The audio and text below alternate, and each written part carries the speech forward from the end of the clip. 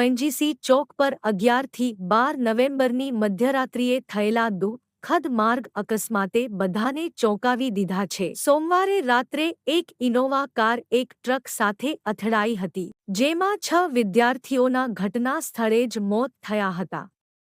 અકસ્માતમાં ઘાયલ થયેલા 25 વર્ષીય સિદ્ધેશ અગ્રવાલની દહેરાદૂનની હોસ્પિટલમાં સારવાર ચાલી રહી છે. અકસ્માતગ્રસ્ત કારની બ્રેક નીચે પાણીની બોટલ મળી આવી હતી, જેના કારણે એવું માનવામાં આવે છે કે પાણીની બોટલને કારણે વાહનની બ્રેક યોગ્ય રીતે લગાવવામાં આવી ન હતી જ કારની સ્પીડ વધુ છે. કારની સ્પીડ અચાનક વધી જતા શું થયું તે તપાસનો વિષય છે. કામાચીનો પિતા કીધું. મિત્ર ગુનીત પણ 11મી નવેમ્બરની રાત્રે અમારા ઘરે રોકાયો હતો. પવનદીપનો કાર્યક્રમ સાંભળવા માટે બંને પ્રથમ યુવા ઉત્સવમાં ગયા હતા. ત્યાંથી રાત્રે પરત ફર્યા. કામાક્ષીએ તેને રાત્રે ફોન કરીને પૂછ્યું, પાપા, તમારી પાસે છે? રિપોર્ટર અલ ફૈઝલ શેખ, એડિટ ઇમરાન સોઢા, ગુજરાતની આજ, અમદાવાદ.